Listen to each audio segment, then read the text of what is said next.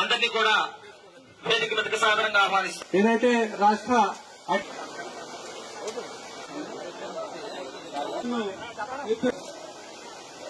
వెళ్తాం దిండిలో ఫంక్షన్ ఉంది దిండి కాడికి వెళ్తాం.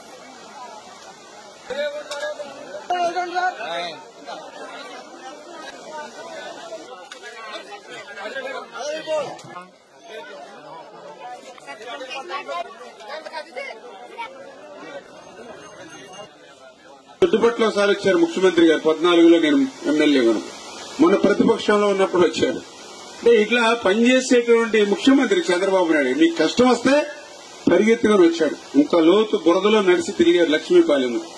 అంటే పనిచేసేటువంటి ప్రభుత్వాన్ని ఆలోచించండి, దయవుంచి ఇవన్నీ అర్థం చేసుకోండి. రేపు మళ్లీ కళ్ళబొల్లి మాటలు చెప్పేటువంటి వాళ్ళు వస్తారు మీ దగ్గరికి, అబద్దాలు అసత్యాలు చెప్పేవాళ్ళు వస్తారు మీ దగ్గరికి. 5 సంవత్సరాలు ఏమీ చేయలేదు కానీ ఏదో అబద్దాలు అసత్యాలు పట్టుకుని వస్తారు. నమ్మపోకూడదు అటువంటి వాళ్ళు. వాళ్ళకు కూడా 5 సంవత్సరాలు మా గురించి పట్టని వాళ్ళు ఈ రోజు మాతో మీకు పని ఏంటి అని చెప్పేటువంటి పరిస్థితి ఉండాలి. రేపు ఎప్పుడు ఏ ఎన్నిక వచ్చినా కూడా, ఏ ఎలక్షన్ వచ్చినా కూడా ఇట్లాంటి పని చేసేటువంటి ప్రభుత్వానికి పోటీ కూడా లేకుండా ఏకగ్రీవంగా చేసి పెట్టాలి మీరు పనిచేసేటువంటి ప్రభుత్వాన్ని. అప్పుడు మాకు కూడా ఇంకా అభిమానం పెరుగుతుంది.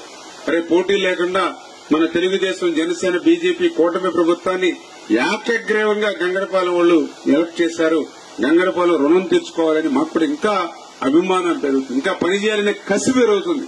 అంచేత ఆ రకంగా పనిచేసేటువంటి ఈ కూటమి ప్రభుత్వాన్ని మీరు ఆశీర్వదించాలి. భవిష్యత్తులో కూడా మీ యొక్క గంగరపాలెం గ్రామం రుణం తెచ్చుకునేటువంటి విధంగా నేను కూడా ఇంకా బాగా పనిచేస్తానని చెప్పి మీ ద్వారా అందరికి కూడా తెలియజేస్తున్నాను. Please subscribe to Leo news for more videos.